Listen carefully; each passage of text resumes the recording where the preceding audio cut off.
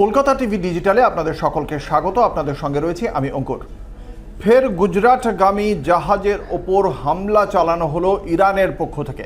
ইরানের যে Islamic revolutionary guard corps রয়েছে আইআরজিসি, তাদের গানবোট থেকে গুজরাটগামী গুজরাটের মুন্দ্রা বন্দরের দিকে আসছিল একটি পণ্যবাহী জাহাজ। সেই জাহাজের ওপর হামলা চালানো হয়েছে। পাশাপাশি আরও দুটি জাহাজেও হামলা চালানো হয়েছে, বাজেয়াপ্ত করা হয়েছে আইআরজিসির পক্ষ থেকে সেই জাহাজগুলিকে।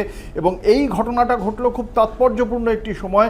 মার্কিন প্রেসিডেন্ট ডোনাল্ড ট্রাম্প যখন বলছেন যে যুদ্ধবিরতির মেয়াদ বাড়িয়ে দেওয়া হচ্ছে, যেটা 22 এপ্রিল যুদ্ধবিরতির সময়সীমা ছিল, সেই যুদ্ধবিরতির মেয়াদ যখন বাড়িয়ে দেওয়া হচ্ছে, ঠিক তার কয়েক ঘন্টার মধ্যেই এই ঘটনা ঘটল।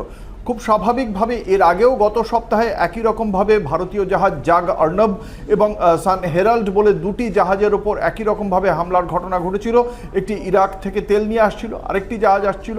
এই দুটি জাহাজের ওপর হামলা হয়। সেই সময় ইরানের যিনি রাষ্ট্রদূত আমাদের দেশে রয়েছেন, তাকে তলব করে নয়াদিল্লি বিদেশ মন্ত্রকের পক্ষ থেকে। সেই ঘটনার বিষয়ে ভারতের যে অবস্থান, সেই অবস্থান ব্যাখ্যা করা হয়।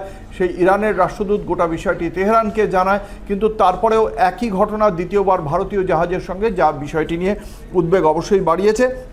যেটা ইরানের যে রাষ্ট্রীয় টেলিভিশন, তার পক্ষ থেকে জানানো হচ্ছে যে পানামার পতাকাবাহী এমএসসি ফ্রান্সেসকা এবং লাইবেরিয়ার পতাকাবাহী এপামিন্ডোস নামের দুটো জাহাজ এখন আইআরজিসির হেফাজতে রয়েছে।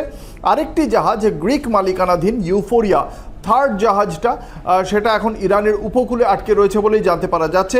এই তিনটি জাহাজের মধ্যে যেটা এপামিন্ডোস বলে যে জাহাজটি, সেটা ভারতের গুজরাটের মুন্দ্রা বন্দরের দিকে আসছিল, দুবাই থেকে আসছিল। ইরানের পক্ষ থেকে বলা হয়েছে যে এই যে এপামিন্ডোসের ওপর যে আক্রমণ করা হলো, তার কারণ তার কাছে যে প্রয়োজনীয় অনুমোদন থাকার কথা ছিল হরমুজ প্রণালী পার করার সময়, সেই প্রয়োজনীয় অনুমোদন ইরানি কর্তৃপক্ষের তরফ থেকে যেটা দেওয়া হচ্ছে, সেটা তার কাছে ছিল না। দ্বিতীয়ত, নেভিগেশনে কারসাজি করেছিল ভারতীয় ওই জাহাজ, এমনটাই অভিযোগ, এবং তার ফলে সামুদ্রিক নিরাপত্তা বিপন্ন হয়েছে। সেই জন্য এই জাহাজটির বিরুদ্ধে পদক্ষেপ করেছে ইরানের আইআরজিসি।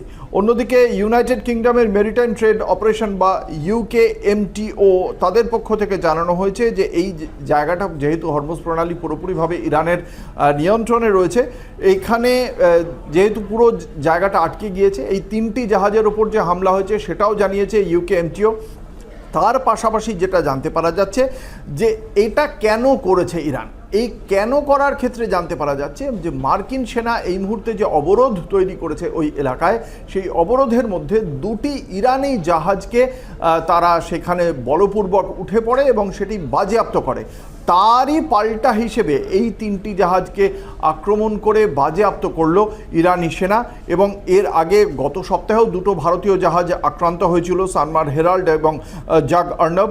এর ফলে একটা প্রশ্ন উঠে যাচ্ছে যে ভারতের সঙ্গে ইরানের যে বন্ধুত্বপূর্ণ বা মৈত্রীর সম্পর্ক, যেটা আমরা সাম্প্রতিক অতীতেও দেখেছি, ইরানের শীর্ষ নেতাদের মধ্যে অন্যতম, তারা বলেছেন যে ভারতের পক্ষ থেকে যে ভালোবাসা পেয়েছেন, তারা যে বার্তা পেয়েছেন, সেই বার্তা তাদের কাছে আন্তর্জাতিক কূটনীতির ক্ষেত্রে অত্যন্ত তাৎপর্যপূর্ণ।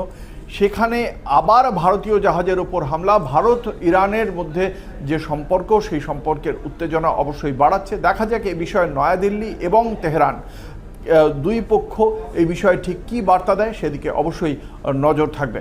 এবং সেই আপডেটের জন্য আপনাদের দেখতেই হবে কলকাতা টিভি ও কলকাতা টিভি ডিজিটাল, রাত দিন 7 দিন।